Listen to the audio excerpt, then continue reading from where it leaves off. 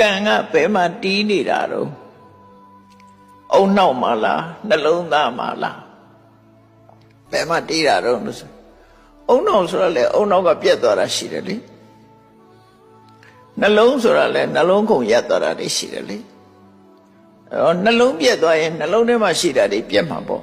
အုံနောက်ပြက်သွားရင်လည်းအုံနောက်ထဲရှိတာတွေပြက်ကုန်မှာပေါ့အဲ့တော့အတိတ်ဘဝလုပ်ခဲ့တဲ့ကံတွေကိလေသာတွေကဘယ်နှမ်းမှရှိနေသလဲဆိုရင်စိတ် mental process လို့ခေါ်တယ်စိတ်ဖြစ်စဉ်မှာရှိနေတယ်စိတ်ဖြစ်စဉ်ဆိုတာပြည့်ရည်စီးတယ်လို့စီးနေတာဒီရှေ့စိတ်ချုပ်သွားရင်နောက်စိတ်ကလိုက်လာတယ်အဲ့စိတ်ချုပ်ရင်နောက်စိတ်ကလိုက်လာတယ်ဖြစ်စဉ်ကြီးကသူပြတ်သွားတယ်မရှိဘူးနော်ဒီစိတ်ချုပ်သွားရင်နောက်စိတ်နောက်စိတ်ချုပ်သွားရင်နောက်စိတ်နောက်စိတ်ချုပ်သွားနောက်စိတ်အဲ့စိတ်ဖြစ်စဉ်နဲ့မှာတည်ရှိနေတဲ့တတ္တိတစ်မျိုးကိုကံလို့ခေါ်တာကိလေသာတို့ကံလို့ဆိုတာအဲ့ဒါကြောင့်မို့ရှောင်တိန်လို့မရဘူးသူကအဲ့တော့ကံတရားသည်လူတွေရဲ့တဏ္ဍာမှာဘယ်မှာရှိတာတုံးလို့မေးလို့ရှိရင်စိတ်တတဏ္ဍတိဆိုတဲ့ mental process မှာရှိတယ်လို့ပြောစိတ်ဖြစ်စဉ်မှာပဲရှိတယ်ရှုပ်မှဖြစ်နေတာမဟုတ်ဘူးစိတ်ဖြစ်စဉ်မှာဖြစ်နေ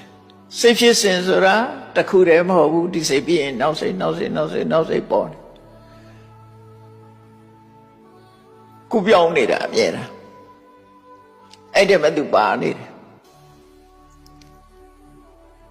အဲ့တော့အဲ့ထဲမဲ့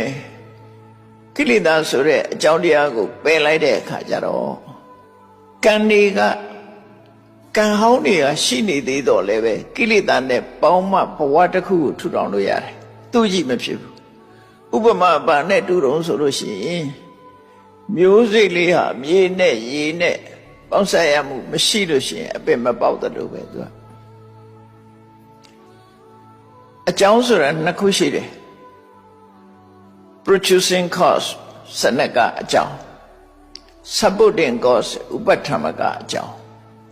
ဖြစ်စေတဲ့အကြောင်းနဲ့ထောက်ပံ့တဲ့အကြောင်းနှစ်ခုရှိတယ်သူအဲ့ဒီထဲမှာ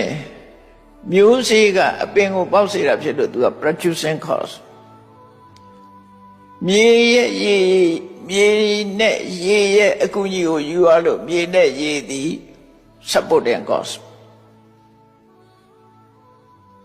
အဲ့ဒါနှစ်ခုပေါင်းပြီးတော့ထုတ်တာအဲ့တော့ဖြစ်စေတဲ့အကြောင်းလည်းရှိရမယ်